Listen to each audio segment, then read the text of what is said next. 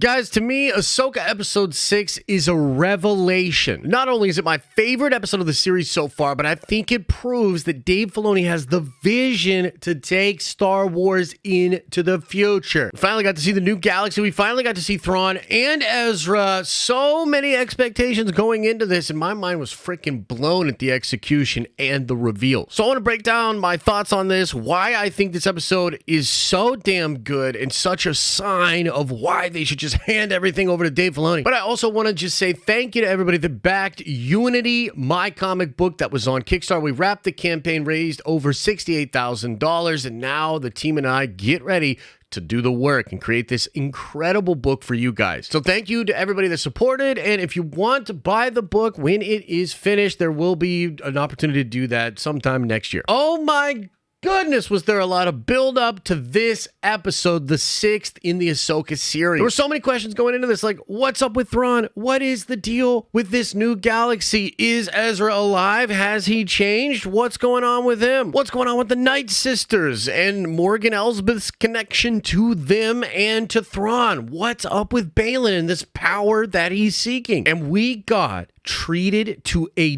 dark and intriguing adventure that gave us so many of those answers, but also established even more curiosities. We discovered that Peridia is where the Purrgil go to die. We discovered that it's the ancient homeworld of the witch empire of Dathomir. We discovered that it's a world of legends, that there were stories told about this place by the Jedi in the Jedi archives. And we also discovered that Baylan sees this exact place as the beginning of the cycle of Jedi and Empire succeeding each other to have power in the galaxy. There's something calling to Baylan there, some ancient source of power that the Night Sisters seemingly want to escape. They seem very eager to get away from whatever this thing is. And it's wild because all of the stuff I just mentioned is told to us through various scenes, dialogue sequences, and character moments. It's really well done and executed at how we got all of these answers and how we got the even greater questions. I think the episode works on two levels. It's a surface level adventure that feels very fun and intriguing, but it's also really meaningful. I went back to the episode, watched it several times at this point, and I've reconsidered several things while watching it. There's a lot to unpack in the nuances of the performances and some of the conversations that happen in episode 6. And Star Wars is a franchise that gets a lot of flack because it relies heavily on nostalgia. It relies on that. And of course, I mean, it's like a 50-plus-year-old franchise that started with a crazy science fiction movie in the 70s. Of course, nostalgia is going to be an important part of that formula. But Star Wars, I think, rightfully gets criticized because it's been unable to feed that nostalgia while also pushing the actual franchise forward. There's very little new things happening in Star Wars. A lot of it feels either derivative or feels like just member berries and a nostalgia grab. But I think this episode shows Dave Filoni's vision for how to respect the nostalgia of the past while also pushing things in a new direction, giving us things we've never seen before visually in Star Wars and giving us new versions of things we've seen in the past that just evoke instant theory, speculation, and questions. That is the joy and a lot of the juice that comes with this wide tapestry-like story that is Star Wars. I'll remind you that a lot of the Star Wars lore and a lot of the intrigue and a lot of the way that fans engage with this franchise happens outside of the main canon things. The movies show us just a bit of the story, just a bit of the universe, just a bit of what is going on, often intriguing us, letting these loose threads kind of linger that then are explored outside of the main movies, whether that be in novels, comic books, just even the merchandise itself and little blurbs that were put onto the merchandise, the RPGs like West End Games. Star Wars has always operated this way, and I have never felt more in tune with that process of being a Star Wars fan than I feel right now in the Ahsoka show. I am so damn intrigued to know more about these Night Troopers. I want to get those toys. I haven't wanted to get a Star Wars toy or action figure in a long time, but I want that. I want the Enoch figure. I think Dave Filoni is nailing it. I think this is exactly what the franchise needs. And like all of you, I'm sitting back thinking like, what is this new world going to be like? What's up with Thrawn? What's up with Ezra? Just ready to get these questions answered. And I was so impressed and intrigued by this new world and this new galaxy. We find out that this is where the Purrgil go to die, and we see this incredible shot of a graveyard of star whale bones in this circle around Peridia. It was chilling to watch them go through that. The castle and the catacombs of that Night Sister building was so epic. It just feels like something out of freaking Elden Ring or something. So visually stunning. The Great Mothers themselves look incredible, and the sound, the way they did the voices was so spooky. The shot of the altered chimera coming over this massive castle was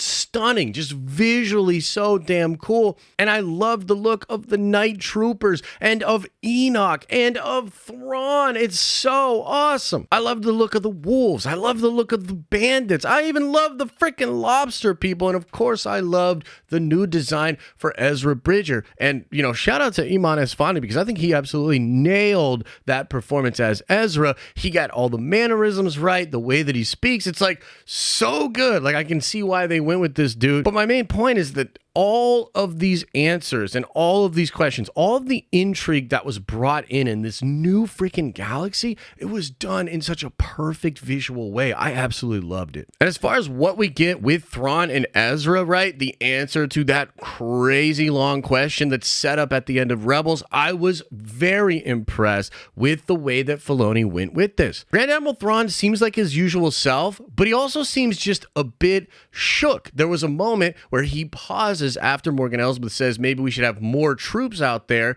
going after Ezra. And Thrawn just kind of pauses and says that due to the exile, they've become very scarce with their supplies, that they need to kind of only use what they need to. But there was a spookiness in the way he answered that. Something's going on with the arrangement that Thrawn made with the Great Mothers, this crazy stuff they're taken out of the catacombs, very likely to be bodies of dead Night Sisters or something. The fact that all of Thrawn's troopers seem to be pulled together by Night Sister magic, and he's just there being Thrawn, being calculated, but obviously changed by his time in exile and his time around the Great Mothers and their dark magic. It felt so perfectly Thrawn, with just a hint of something very bizarre going on behind the scenes. And I actually got that same vibe from Ezra, even though it was really heartwarming, and I think the scenes are meant to be uplifting. There was just something about his demeanor that made me think something else was going on. And of course, Sabine doesn't tell him right away that she basically made a deal to bring Thrawn back to the main galaxy and undo what Ezra had done due to his sacrifice. And I think that's interesting. It's going to be really interesting to see how those two characters reconcile that together, and what are they going to do now? They obviously want to try to stop Thrawn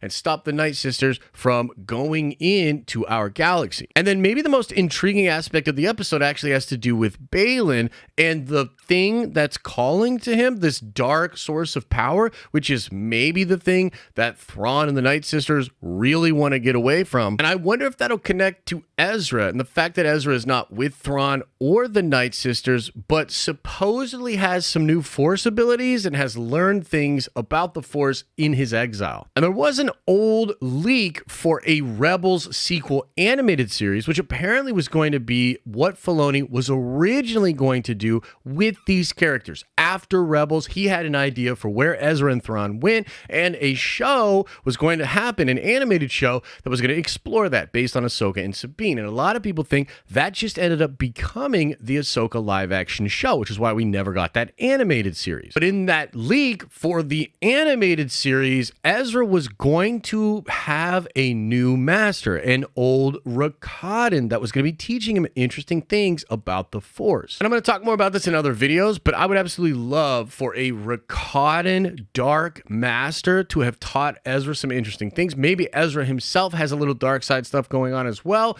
Who knows? But this new galaxy in this new planet of Peridia was dark and intriguing and mystical, and that's exactly what Star Wars needs. We don't need Star Wars to reinvent itself. We need to find a way to put a new twist on an old lemon. Star Wars has to feel like Star Wars. It has to feel nostalgic, but it also has to do things that are new and interesting and intriguing. And to me, that's exactly what Dave Filoni did in episode 6 of Ahsoka. Let me know what you think about episode 6 of Ahsoka in the comment section below. Come on by the streaming channel. We're going to be talking a lot about all these interesting questions from this episode over there. And as I always say, I hope you're having an awesome and a nerdy day, and I'll see you in the next video.